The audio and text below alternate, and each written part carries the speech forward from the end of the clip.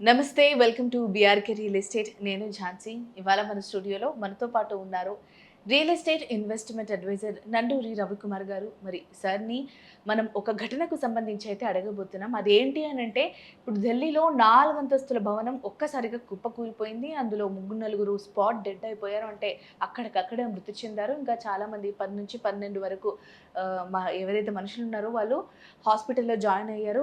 గాయాల పాలయ్యారు. సో అసలు ఈ పరిస్థితికి ముఖ్య కారణం ఏంటి అనే దాని గురించి ఇప్పుడు సార్‌ని అయితే అడిగి తెలుసుకుందాం. నమస్కారం సార్. నమస్తే.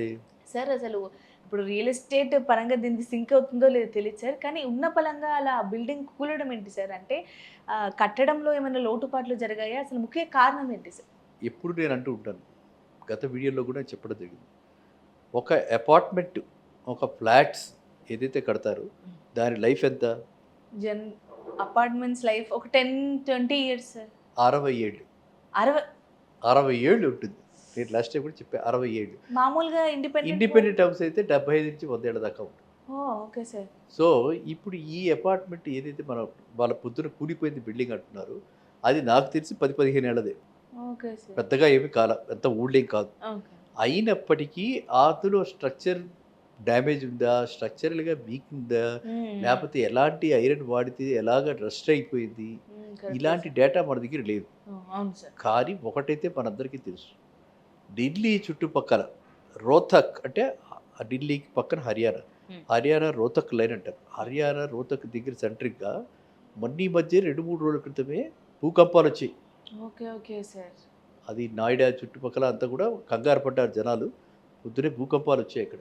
ఈ ఎర్త్‌క్వేక్స్ ఎప్పుడైతే వచ్చాయో, ఈ బిల్డింగ్ స్ట్రక్చర్ ఒకవేళ బాగానే ఉన్నా, ఈ చిన్న మైల్డ్ ట్రెమర్స్ వల్ల అంటే చిన్న షేక్ అనమాట. అవును సార్. అంటే ది రిచర్డ్స్ స్కేల్ మీద 4, 4.5, 3, 3.5 అంతే ఉంటాయి. అదే 7.5 అయితే చాలా పెద్ద డ్యామేజ్ అయిపోతుంది.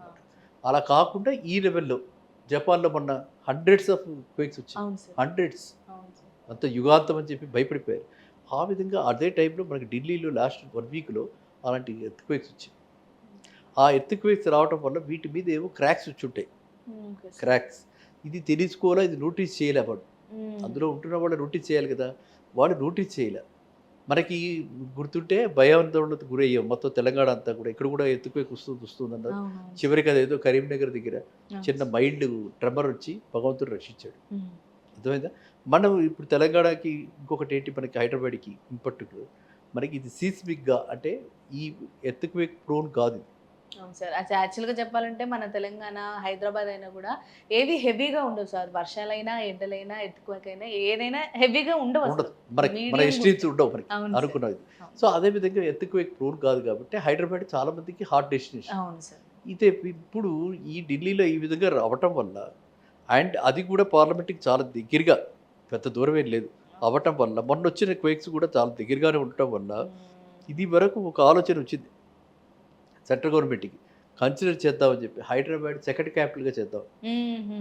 అది మీకు గుర్తుండొచ్చు. హైదరాబాద్ సెకండ్ క్యాపిటల్‌గా చేద్దాం. హైదరాబాద్ సెకండ్ క్యాపిటల్‌గా గనక ఇప్పుడు డెసిషన్ తీసుకుంటే, ఎందుకంటే ఇంత జరిగింది కదా! అవును సార్. ఇంకా మరి రాబోయే కాలంలో ఎలా ఉంటాయి అవును పరిస్థితులు సార్. తెలీదు. ఢిల్లీలో ఎవరికీ తెలీదు. జనరల్‌గా అయినా ఎయిర్ పాపులేషన్ చాలా ఎక్కువగా ఉంటుంది. వర్షాలు పడ్డా కూడా చాలా బీభత్సంగా అవి ఉంటుంది. ఆల్రెడీ అవన్నీ తెలిసినవి. అనుభవిస్తున్నారు. ఆ కష్టాలు ఉన్నాయి. సో దానికి తోడు కాబట్టి ఇప్పుడు ఇది. మనకి హైదరాబాద్ చుట్టుపక్కల మనకున్న బ్లెస్సింగ్ ఏమిటి?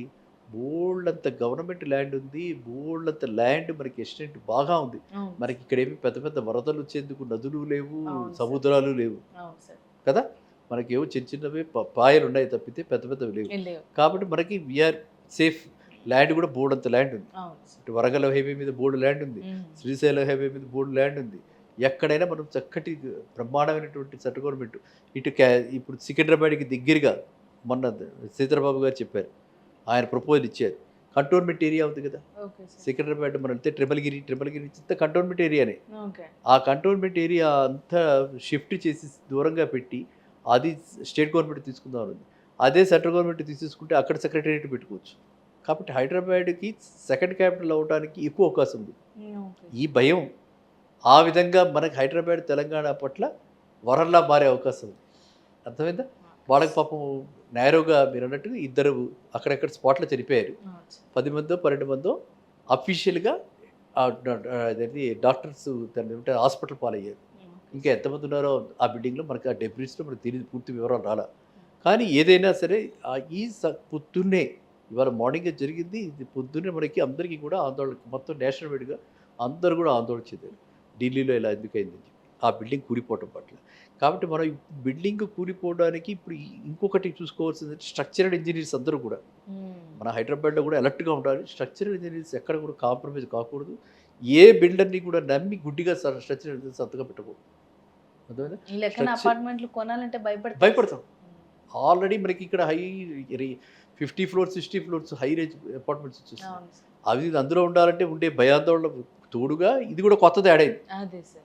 కాబట్టి వెంటనే స్ట్రక్చరల్ ఇంజనీర్స్ అందరూ కూడా ఈ స్ట్రక్చర్స్ గురించి, ఈ కట్టడాల గురించి ఎంత లోడ్ బేర్ చేస్తుంది, ఎర్త్ ఎంత లోడ్ బేర్ చేస్తుంది భూమి. మీరు 50 ఫ్లోర్ 60 ఫ్లోర్ కట్టేస్తే కాస్త షేక్ అయినా చాలుగా, స్టెబిలిటీ పోతుంది. ఇప్పుడు మామూలుగా కూడా మన ఇంట్లో కూడా పెట్టి ఆడుకుంటూ ఉంటాం. కొంచెం ఇలా అన్నా కూడా కొంచెం ఆ మొత్తం కింద పడిపోతుంది. అవును సార్. చిన్నప్పుడు ప్యాకప్ కడుతూ ఆడి ఇలాంటివి చేసి ఉంటారు కదా మీరు. సో ఆ స్ట్రక్చర్లో కాస్త కొంచెం. ఎంత ఎత్తైన స్ట్రక్చర్ అయితే అంత స్ట్రాంగ్ బేస్ కావాలి. అవును సార్. బరువు అంత మోస్తుంది బేస్. అంతా దాని మీద పడి ఉంటుంది. కాబట్టి ఈ ఢిల్లీది మనందరికీ కూడా ఒక రకంగా కనువిప్పు కలగాలి. Okay sir. ఈ ఇన్సిడెంట్ కనువిప్పు కలగాలి. అండ్ మన హైదరాబాద్ బిల్డర్స్ ఈ విధంగా స్ట్రక్చరల్ మీద ఎక్కడ మాత్రం కూడా కాంప్రమైజ్ కాకుండా చేయాలి. నెక్స్ట్ అక్కడ జరగడానికి కారణం మాత్రం ఖచ్చితంగా కొంత పార్ట్ మాత్రం డెఫినెట్లీ ఈ రీసెంట్గా వచ్చినటువంటి ఎర్త్‌క్వేక్స్ అని నేను నమ్ముతున్నాను. అండ్ అఫ్కోర్స్ స్ట్రక్చరల్గా అంటే ఇప్పుడు మామూలుగా అంటే ఢిల్లీకి, బాంబేకి ఇంకొక ప్రాబ్లం కూడా ఉంది. మళ్ళా కాదు, అక్కడ తొందరగా తుప్పు పట్టేస్తుంది అనమాట. కరోషన్ ఎక్కువ. మీరు పొల్యూషన్ చెప్పారు కదా, పొల్యూషన్ కూడా అంత ఎక్కువగా ఉండటం బట్టి ఆ లోపల మనం వాడేటువంటి ఐరన్ రాడ్స్ ఇవి ఉంటాయి కదా స్ట్రక్చర్లో వెళ్ళేవి, అవి కూడా తొందరగా తుప్పు పట్టేయటం అంటే ఏమిటి, ఖరాబ్ అదే అయిపోతుంది. దానిలో స్ట్రెంత్ ఉండదు. అలా అయిపోవడానికి కూడా కంట్రిబ్యూటరీ ఫ్యాక్టరీ ఉండాలి. Okay okay sir. అర్థమైందా? సో ఈ 2 కంట్రిబ్యూటరీ ఫ్యాక్టర్స్ వల్ల ఈ విధంగా మార్నింగ్ ఇది కొలాప్స్ అయిపోవటం, సాయిల్ లూజ్గా అయిపోవటం, ఆ క్వేక్ వల్ల సాయిల్ కూడా లూజ్ అవుతుంది. అవును సార్. కదులుతుంది కదా మీరు సార్ అది. చూసుంటారు, మనకి మామూలుగా వీటిలో అన్నింటిలో ఛానల్స్ కనిపిస్తుంటాయి, జియోగ్రఫీ ఛానల్స్లో. క్వేక్ రాగానే అంత క్రాక్స్ వస్తాయి. ఎక్కువ వస్తేనేమో క్రాక్స్ కనిపిస్తాయి. క్రాక్స్ భూమి మీద నేను చెప్పేది. భూమి మీదనే సార్. భూమి మీద క్రాక్స్, కనిపించని క్రాక్స్, కనిపించే క్రాక్స్, అన్ని రకాలుగా ఉంటాయి. వచ్చినప్పుడు డీప్గా క్రాక్ గమనించుకోవాలి. ఇలా అయిపోదు, క్రాక్ సూపర్ఫిషియల్గా అనుకుంటాం మనం. అలాంటివి ఏమైనా వచ్చేయేమో. సో ఇది ఢిల్లీ వాసులు చాలా జాగ్రత్తగా తీసుకోవాలి, చాలా అలర్ట్గా ఉండాలి. ఇది మనకి కూడా టైమ్లీ అలర్ట్. హైదరాబాద్ విపరీతమైన ఈ growth, 50 floors 60 floors, FSA norms లేకపోతే రాబోయే రోజుల్లో మన పరిస్థితి ఏంటి? ఇలాంటి క్వేక్స్ మనకు కూడా వస్తాయా? వస్తే మన పరిస్థితి ఏంటి? 50 ఫ్లోర్లు ఉన్నవాళ్ళు, 60 ఫ్లోర్లు ఉన్నవాళ్ళు. అర్థమైందా? మనం లాస్ట్ టైం అది కూడా వీడియోలో గుర్తుంది అనుకుంటా, 15 నుంచి 30 మనం ఆ 10-15 ఉన్నదే కొనుక్కోని పెద్దవాళ్ళు అయితే అని చెప్పి అన్నాం. అవును సార్. ఇప్పుడు నాకు అది గుర్తొస్తుంది అనమాట. 10-15 అప్పుడు మనం అన్నాము, ఇప్పుడు చూస్తే ఏమిటి ఈ పరిస్థితి? ఇలా ఉంది పరిస్థితి. పొద్దునది చాలా రియలీ షాక్డ్ యాక్చువల్గా. మన అంటే ఎప్పుడైతే అవేర్నెస్ మనకి ఉంటుందో మనం కొంచెం జాగ్రత్తగా ఉంటాం, అందరూ 10 మందికి చెప్తాం. సో ఇప్పుడు స్ట్రెంగ్త్, కాంక్రీట్ స్ట్రెంగ్త్ అది ఎంత, ఎలా ఉంది, ఏమిటి అని స్ట్రక్చరల్ ఇంజనీర్స్, బిల్డర్స్ చాలా బీ అవేర్ అండ్ తీసుకోవాల్సిన జాగ్రత్తలన్నీ తీసుకుని భవిష్యత్తులో ఇలాంటివి ఏవి మన దగ్గర జరగకూడదని చెప్పి మనం భగవంతుని కోరుకుంటాం. Okay sir. ఢిల్లీలో జరిగిన ఇన్సిడెంట్ గురించి చాలా చక్కటి వివరణ ఇచ్చారు sir. Thank you sir. Thank you. చూసారు కదా, ఢిల్లీలో ఏదైతే ఘటన జరిగిందో దానికి ముఖ్య కారణం ఎర్త్ క్వాక్ అవ్వచ్చు, అంటే సార్ చెప్పినట్టుగా ఎర్త్ క్వాక్ అవ్వచ్చు, స్ట్రక్చరల్ డిజైన్ ఏదైతే ఉందో ఇంజనీర్ల వల్ల, అంటే ఇంజనీర్ వల్ల లోపం కూడా కావచ్చు అనే అనుమానాలు అయితే వ్యక్తం అవుతున్నాయి. ఏది అనేది తెలీదు. ఏది ఏమైనా సరే ఏదైనా చేసేటప్పుడు అన్నీ గమనించుకొని చేయాలి. అలాగే ఏదైనా సిచ్యువేషన్ ఇన్సిడెంట్ అయినా కూడా అసలు ఏంటి, ఏమైంది, దీనివల్ల ఎక్కడ ప్రభావం పడింది, మన చుట్టుపక్కల ఏమైనా ప్రభావం పడిందా అనే అంశాలు కూడా చెక్ చేసుకోవాలి. సో ఈ వీడియో కనుక మీకు నచ్చినట్టయితే లైక్ చేయండి, షేర్ చేయండి, సబ్స్క్రైబ్ చేయండి. ఇది వాళ్ళ ఎపిసోడ్. మరొక ఎపిసోడ్లో మళ్ళీ కలుద్దాం. నమస్తే.